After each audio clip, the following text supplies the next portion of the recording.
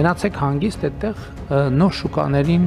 հարմարվեք։ Մեր ինչքան ուզում է լավ որակ լինի, Եվրոպացուն կարծրատիպային Եվրոպացուն շատ դժվար է սովորացնել նոր պրոդուկտի։ Հիմնականում Ռուսաստանն է դուրս գալի։ Շաբաթ մի 100 կիլո, 150 կիլո տալիս եք, մի չկա։ Եթե դուրս չգնաց, ես 500 դրամ չեմ կարող ծախել։ Չեմ անելու էլ, տակ եմ տալի, անեմ ինչ անեմ։ Սաղ ծաղկել է այնա, փչացել է։ Շատ ժամանակ հետ ենք բերում, թափում։ Ովքեր որ թափում են, դրա համար եմ ասում, աջակցության չափը մեծացնում ենք։ Հայտնվել ենք անելանելի վիճակում։ Ձգնաբուծության նոր շուկաներ ճարելու համար դրա համար պետք է բավականին մեծ ժամանակ եւ լուրջ ներդրումներ։ Ռուսաստանը հայկական մի շարք ապրանքների ներմուծման սահմանափակումներ է մտցրել, որ արտադրողներն են խնդրի առջև կանգնել, չունենալով արտահանման այլընտրանքային ուղղություններ եւ չկարողանալով իրացնել արտադրանքի ողջ ծավալը տեղական շուկայում։ Հիմնականում դա վերաբերում է խմիչքներին, ձկնամթերքին, բանջարեղենին, մրգերին եւ որոշակի ապրանքներ, ասենք, որոնք անցնում են որոշակի զննման, որի դիմաց գանձվում են գումարներ, որը բարձրացում է ապրանքների ինքնարժեք, այդ թվում պահածոներ կամ եւ այլն։ Խնդիրները հիմնականում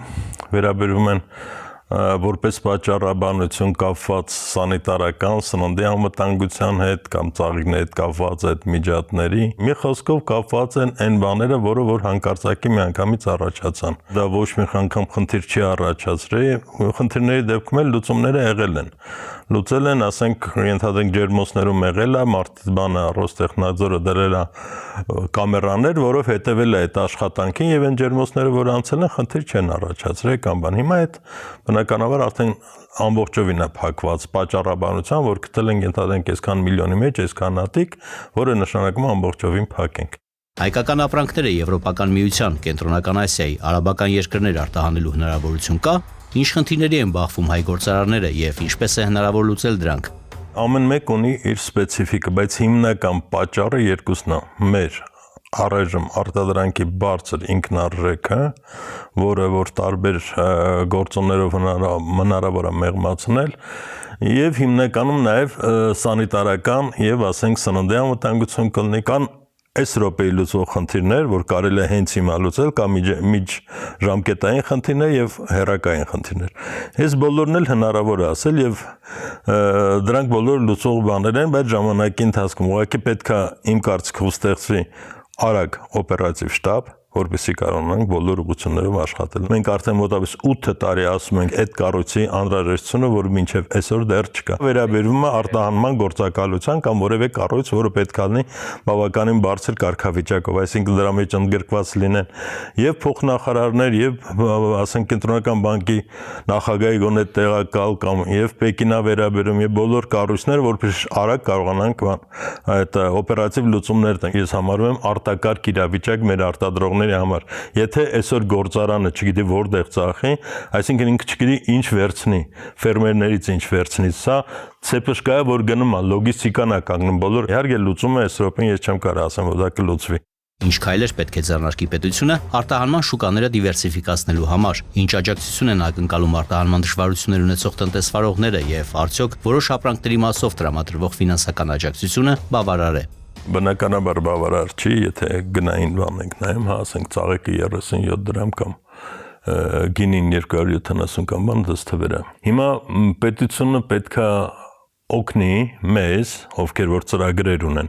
գոնե քննարկենք առաջինը։ Ամեն մեկ առանցին յուրահատկություն ունի, անկեղծ ասած, շուկաների հետ կապված։ Պետք է այդտեղ աշխատեն մեր դեսպանատները, բայց էլի բոլոր դեպքերում այդտեղ էլ պետք է վերցնի այդ առևտրի կենտրոնը մեծածախմեր։ Այսինքն պետությունը պետք է գնի ոնց որ սովետական Վեդենխայի նման։ Եվ այնտեղ մենք աշխատենք, այնտեղից սկսի աշխատել, բազաները պետք է գնի։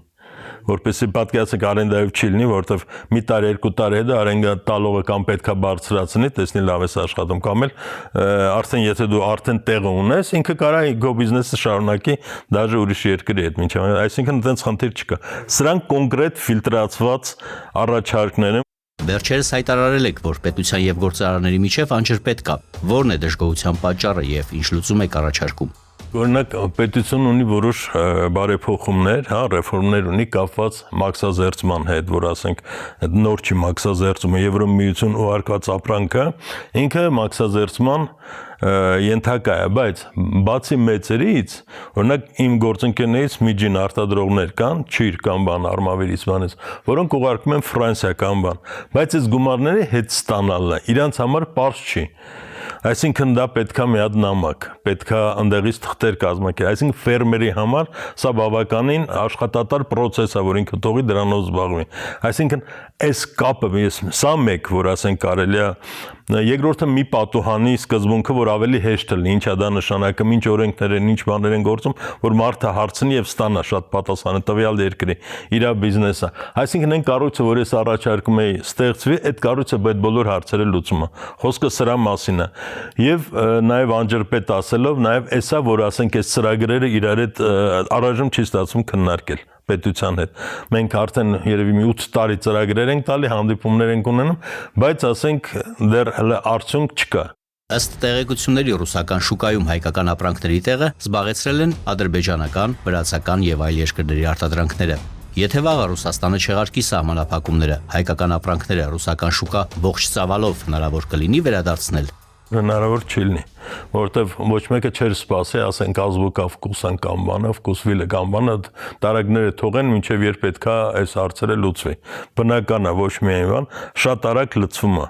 Եվ ստեղ ուրիշ խնդիր է առաջանում, նաև քիմքի հարց է փոխում, ճաշակի հարց է փոխում, արդեն մարդիկ սովորում այդ կապ չունի Ադրբեջանը որտեղի է։ Վերջին հաշվով այդ տարագները լուծվում է։ Հիմա բացառիկ ապրանքներ, որ կարան վերադառնան, ենթադրենք 20-30%-ով օրինակի համար, ոչ ավել, ասենք կարող է դառնի սև խավիար, մնացած բոլորը արդեն դրանց տեղը արդեն շատ դժվարությամբ կամ նորից ասում եմ, մարդիկ մինչև $100,000 փողեր են ծախսել այդ դարակները գրավելու համար, միանգամից հնարավոր չի։ Բայց ուրիշ տեղեր իհարկե, մի քիչ լավ աշխատանքի դեպքում հնարավոր ուրիշ շուկաներ գրավել, շատ պետքա պետության օժանդակությունը, որտեղ անհատով ինչքան էլ անես, կամ ասենք ընդեղի բարի ցանկությունով գործընկերներով, պետքա Հայաստանը առանցին ներևա։ Ինքը Հայաստան էր, որ շատերը չեն լսի Հայաստանի մասին։ Դրա համար եմ ասում, պետք է լինի հայկական մեծածախ բազաներ, հայկական բազա եւ դրանք եւ հայկական ամենակարևորը հայկական առևտրային ոգին դա վերականգնելը հնարավոր է։ Այսինքն այդ նույն ցանցը, որ ասում եմ, դա միայն հայկական ապրանքի չեմ ասում։ Հնդկաստանը պատրաստ է, Իրանը պատրաստ է, Եգիպտոսը պատրաստ, բոլոր այդ կապեր ունենք։ Պատրաստ են շատ էժան ապրանքներ տան կամ տան մենք վերափոխենք, օրինակ հիմա Իրանը տալիս է նուրը, մենք սարքում ենք նրան 7, չէ, օրինակ կամ տոմատը բան։ Սա էլ է շատ լավ, դա սա գին է իջացնում եւ դարձնում է հայկական։ Սա էլ է մտած այս իմ ասած ծրագրերի մեջ։